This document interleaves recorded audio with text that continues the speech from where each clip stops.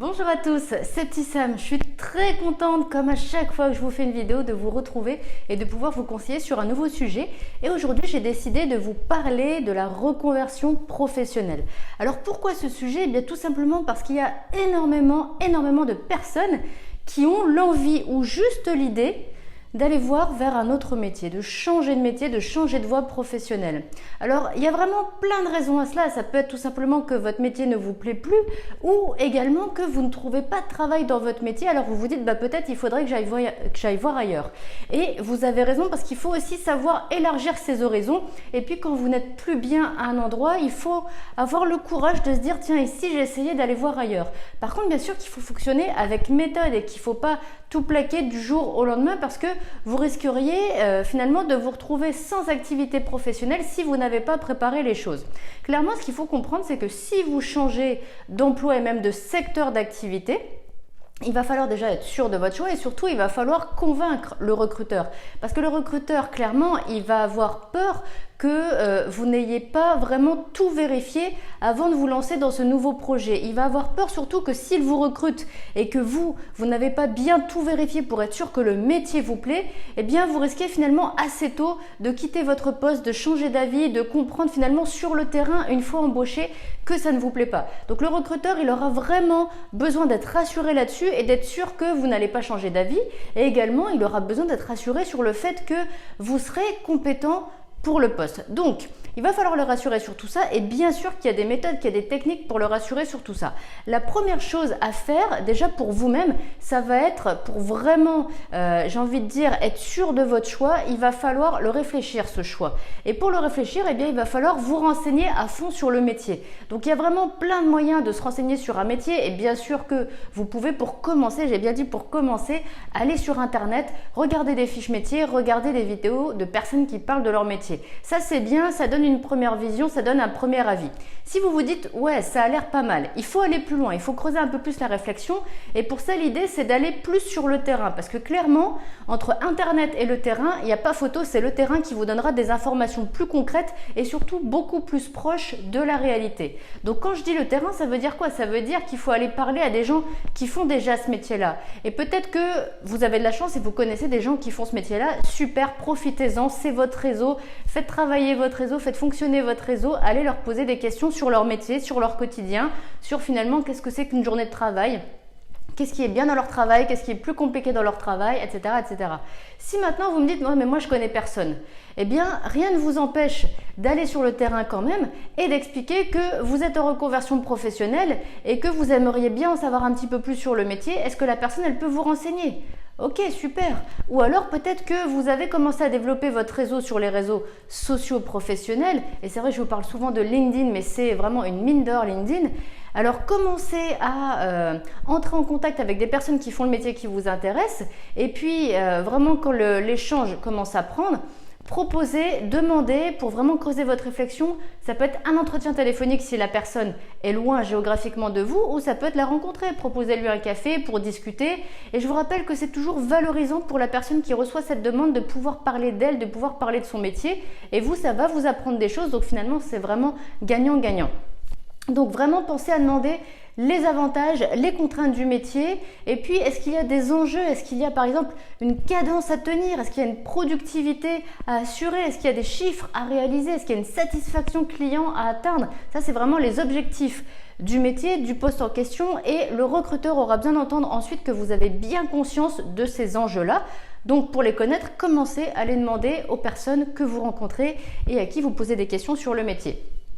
Également, le recruteur, pour lui montrer et le rassurer sur le fait que vous avez les compétences pour ce métier que vous n'avez jamais fait mais que vous visez, il faut bien lui faire comprendre que vous avez les compétences. Donc. Et pour lui faire comprendre ça, eh bien, il va falloir, vous, de votre côté, réfléchir aux compétences qui sont nécessaires pour le poste. Donc là, ça passe bien sûr par toutes les informations que vous allez récolter en faisant des recherches sur Internet et en questionnant des gens. Et puis, il faut faire le parallèle avec vos propres compétences. Quelles compétences vous avez et qui peut correspondre? Donc, quand je parle de compétences, il y a toujours différentes choses vraiment à entendre dans le mot compétences. Il y a vraiment les compétences techniques, donc les compétences pour le métier. Ça peut être par exemple la maîtrise d'un logiciel, ça peut être la maîtrise d'une machine. Et même si vous n'avez pas déjà utilisé cette machine machine en question, peut-être que vous avez utilisé déjà d'autres machines. Donc ça veut dire que déjà vous avez cette aptitude à travailler sur machine.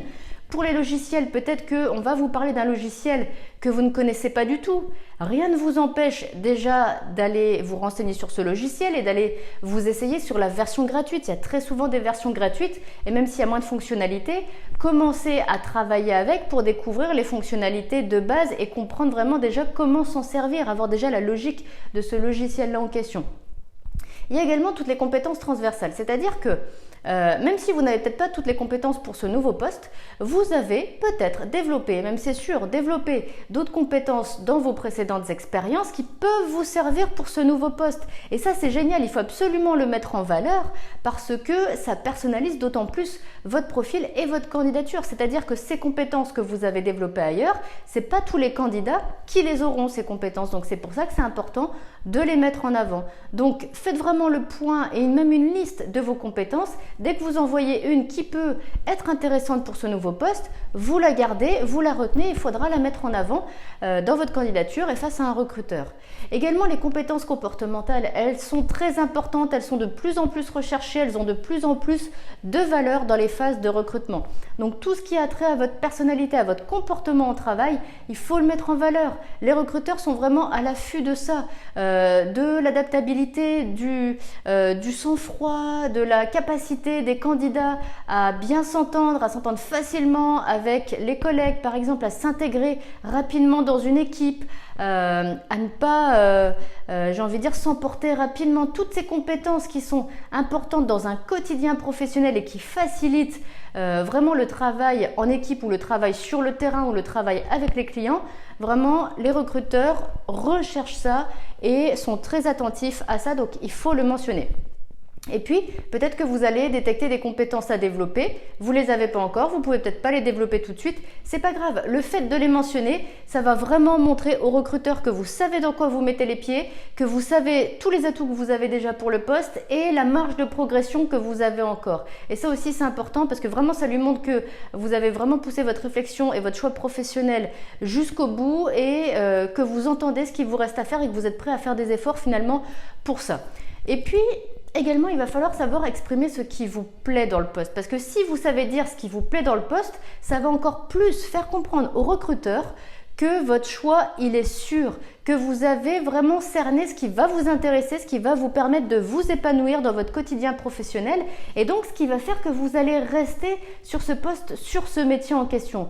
Et je vous rappelle, c'est de ça que va avoir besoin le recruteur, d'être sûr que vous n'allez pas changer d'avis. Donc si vous êtes capable de dire ça me plaît dans le poste et c'est bien pour ça que je le choisis, c'est bien pour ça que je veux faire ce métier, là clairement vous allez rassurer le recruteur. Et puis, dernière chose qui est vraiment la continuité de ce que je viens de vous dire, de dire ce qui vous plaît dans le poste, ce serait de dire voilà pourquoi je suis sûre qu'aujourd'hui c'est le métier que je veux faire. C'est un peu comme la conclusion, le point final de votre argumentation. Il faut amener vraiment des arguments solides, des arguments convaincants pour dire que c'est pour telle et telle et telle raison qu'aujourd'hui vous changez de carrière, vous changez de métier, vous changez de secteur d'activité et que vous en êtes sûr. C'est pour telle et telle raison que vous êtes sûr que vous ne changerez pas d'avis, que vous êtes sûr que vous ne ferez pas marche arrière, que vous êtes sûr que vous vous voyez dans ce métier sur le long terme. Et là, clairement, vous serez convaincant. Le recruteur, il n'aura plus de doute sur votre choix déjà. Et en plus, si vous lui avez amené, comme je vous ai expliqué, les compétences que vous avez pour le poste, clairement, il va vous écouter avec attention. Donc ça, c'est vraiment très important. Ça va vraiment lui montrer que vous n'avez pas de doute sur votre choix et encore une fois, que vous n'allez pas du tout changer d'avis. Donc lui, ça va aussi lui enlever ses doutes, tout simplement.